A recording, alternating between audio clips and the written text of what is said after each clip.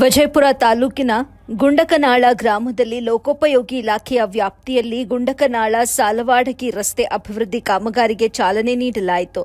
ಶಾಸಕ ರಾಜುಗೌಡ ಪಾಟೀಲ್ರಿಂದ ಕಾಮಗಾರಿಗೆ ಚಾಲನೆ ನೀಡಲಾಗಿರುವಂಥದ್ದು. ಬಳಿಕ ಗ್ರಾಮಸ್ಥರನ್ನು ಉದ್ದೇಶಿಸಿ ಮಾತನಾಡಿದ ಅವರು, ರಾಜ್ಯದಲ್ಲಿ ನಮ್ಮ ಜೆಡಿಎಸ್ ಸರ್ಕಾರ ಇಲ್ಲ, ಆದರೂ ನಾನು ವಿರೋಧ ಪಕ್ಷದ ಶಾಸಕ. ಸರ್ಕಾರದ ಗ್ಯಾರಂಟಿ ಯೋಜನೆಗಳಿಂದಾಗಿ ಅನುದಾನದ ಕೊರತೆ ತುಂಬಾನೇ ಇದೆ. ಇದರ ಮಧ್ಯವೂ ನಾನು ಎಲ್ಲರ ಜೊತೆ ಉತ್ತಮ ಬಾಂಧವ್ಯ ಹೊಂದಿರೋ ಕಾರಣದಿಂದಾಗಿ ಅನುದಾನ ತಂದು ಕೆಲಸ ಮಾಡ್ತಿದ್ದೇನೆ.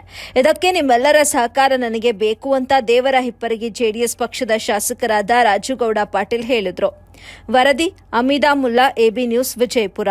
ದೇವರಿಪ್ಪರಗಿ ಮತಕ್ಷೇತ್ರದಲ್ಲಿ ನಾವು ವಿರೋಧ ಪಾರ್ಟಿಯಲ್ಲಿ ಇರೋದ್ರಿಂದ, ನಮ್ಮ ಸರ್ಕಾರ ಇರೋದ್ರಿಂದ ಕಾಮಗಾರಿಗಳು ಆಗುವುದಿಲ್ಲ ಅನ್ನೋಂತ ಭಾವನೆ ಈ ಕ್ಷೇತ್ರದ ಜನರಲ್ಲಿ ಕೆಲವೊಂದು ಷಡ್ಯಂತ್ರ ಮಾಡೋ ಮುಖಾಂತರ ಮೂಡಿಸಿದ್ರು.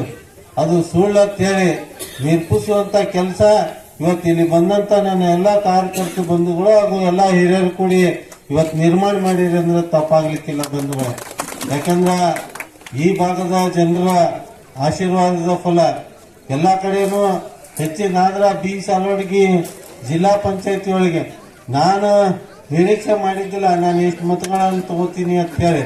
ಆದ್ರ ನಿಮ್ಮೆಲ್ಲರ ಒಂದು ಎಲ್ಲ ನಾಯಕರ ಆಶೀರ್ವಾದದಿಂದ, ನಿಮ್ಮೆಲ್ಲರ ಆಶೀರ್ವಾದದಿಂದ ಹೆಚ್ಚಿನ ಮತವನ್ನ ಕೊಡುವ ಮುಖಾಂತರ ನನಗ 20,000. ಯಾಕಂದ್ರ 2 ನ್ಯಾಷನಲ್ ಪಾರ್ಟಿಗಳಿದ್ದು ಹಿಂದಿನ ಪಕ್ಷ ಎಲ್ಲ, ಅದ್ರ ಜೊತೆ ಇವನ್ ಬಲ್ಲಿ ಎಲ್ಲಿ ರೊಕ್ಕದಾವ ಇವೇನ್ ಗೆದಿತಾನಂತ ಮಾತನ್ನು ಸಹಿತ ಸಾಕಷ್ಟು ಜನ ಆಡ್ತಿದ್ರು.